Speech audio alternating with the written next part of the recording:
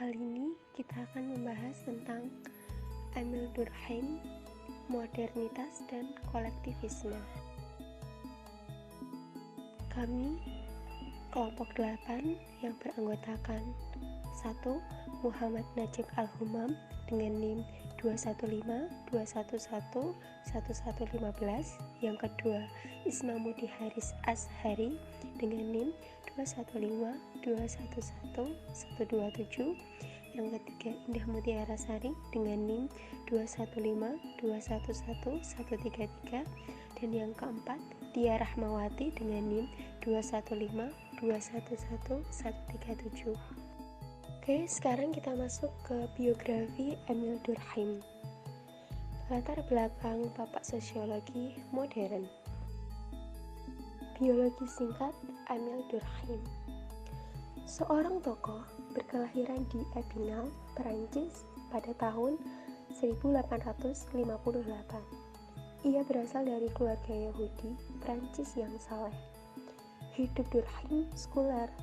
Kebanyakan karyanya dimaksudkan untuk membuktikan bahwa keagamaan berasal dari faktor sosial, bukan ilahi. Durkheim dikenal sebagai salah satu orang paling cemerlang, serta ia dikenal sebagai salah satu pencetus sosiologi modern. Ia mendirikan fakultas sosiologi pertama di suatu universitas di Eropa pada tahun 1895. Emil juga menerbitkan salah satu jurnal pertama yang diabadikan dalam ilmu sosial yang berjudul L'An Sociologique pada tahun 1896. Emil Durkheim meninggal karena serangan lumpuh pada tahun 1917. 2. Gagasan teori Emil Durkheim, modernitas menurut Emil Durkheim. Teori modernitas. Teori modernitas merupakan teori sosial modernitas sebagai ikatan moral masyarakat modern yang ditimbulkan oleh kecenderungan paradoks, di mana individualisme dan kebebasan manusia bersinggung serta mencabut harapan dan kewajiban ikatan moral, bahwa masyarakat modern mempunyai dua usaha dalam memecahkan sebuah persoalan sesuai dalam konflik dalam kebudayaan. Pertama, menerapkan diri, kesejahteraan pribadi, dan otonomi. Kedua, sebuah ikatan moral dalam suatu kepercayaan sosial dalam hubungan yang difasilitasi kebijakan sipil. Sebenarnya tidak ada perselisihan antara individualisme dan ikatan sosial, karena pada dasarnya individualisme tidak berjalan jika tidak adanya ikatan moral. Sedikit gambaran dari saya, teori modernitas memiliki Durkheim ialah masyarakat modern abad 21 ditandai timbulnya kehidupan yang serba mewah. Kemudian pemerintah yang bebas memperburu norma-norma kepercayaan, tradisi, dan moral. Menurut salah satu sosiologi Amerika, Daniel Bell, semakin manusia memberikan kepuasan dan pengajaran pribadi, semangat dalam kewarganegaraan pun kian melemah. Selain itu, ketika Puritanisme, ajaran murni sekuler berubah menjadi komunisme, maka dibutuhkan kebangkitan bisnis multinasional. Gagasan serupa digemulkan oleh Richard Sennett. Masyarakat modern ditandai dengan banyaknya penuhan diri, kepuasan seksual, dan pengorbanan ikatan moral. Sedangkan menurut Alain Ballon, dalam masyarakat modern terjadi budaya relativisme moral. Selanjutnya, Robert Bellah melihat masyarakat Amerika terperangkap adalah bahasa yang mengisolasi, bahasa yang tidak diketahui. Bahasa tersebut mengganggu pertumbuhan dalam diri manusia, komitmen keterlibatan politik. Moralitas. Pentingnya moralitas menurut Durkheim dalam perkembangan sosial modern. Kekuatan moral yang menghubungkan masyarakat tetap eksis. Durkheim menggunakan istilah hati nurani kolektif untuk memperlihatkan bahwa ketika manusia berpikir kolektif. Sosial kehidupan. Menurut Durkheim harus ada keterkaitan sosial yang bergantung pada ikatan moral. Hal tersebut akibatnya merupakan tanggapan kunci antara masyarakat rasional dan masyarakat modern. Pergeseran.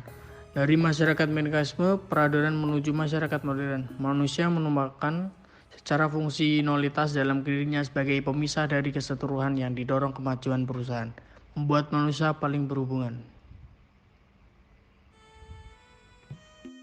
Teori modernitas menurut Durkheim, masyarakat tidak hanya terdiri manusia, tanah yang ditempati, segala sesuatu yang dipakai, dan digerakkan yang dilakukan. Masyarakat juga terdapat gagasan yang terbentuk dengan sendirinya. Hal tersebut yang membuat Durkheim melihat bahwa masyarakat modern turun dalam keadaan tak punya norma atau anomi, sehingga timbul tanda-tanda kerusakan norma yang ditunjukkan dalam tatanan kehidupan sosial masyarakat. Gagasan teori Emil Durkheim, teori kolektivitas menurut Emil Durkheim. Konsep kolektivitas, konsep penting yang ia gunakan dalam upaya menyelaraskan tindakan individual dengan realitas sosial, yaitu dengan keseluruhan kepercayaan dan sentimen yang dianut bersama oleh rata-rata masyarakat yang membentuk satu sistem dengan kehidupan mandiri. Kesadaran kolektivisme adalah seperangkat keyakinan, gagasan, dan sikap moral bersama yang beroperasi sebagai kekuatan untuk mempersatu masyarakat. Hal tersebut merujuk pada norma-norma sosial. Emil Durkheim dalam bukunya The Division or Primitive, agama totemik atau entitas memainkan peran penting dalam menyatukan anggota melalui penciptaan kesadaran bersama. Dalam bunuh diri, Durkheim mengembangkan konsep anomi untuk merujuk pada penyebab bunuh diri sosial daripada individu.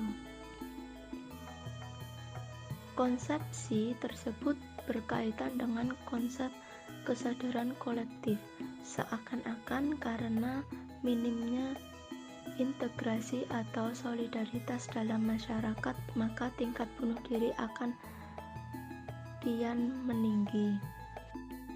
Kolektivisme adalah pendirian moral, filsafat politik, ideologi, atau pandangan sosial yang menjunjung kelompok dalam kepentingan. Dalam istilah lain disebutkan, kepemilikan kolektif merupakan kepemilikan alat yang diproduksi seluruh anggota dalam kelompok untuk kepentingan semua anggota tersebut. Ruang lingkup kelompok secara luas dapat mencakup keseluruhan masyarakat dan secara eksplisit sampai dengan teman kerja di sebuah instansi yang terkait. Dalam arti sempit, istilah ini dibedakan dari kepemilikan umum, artinya memiliki akses terbuka, pengadilan aset bersama, dan tidak adanya kepemilikan.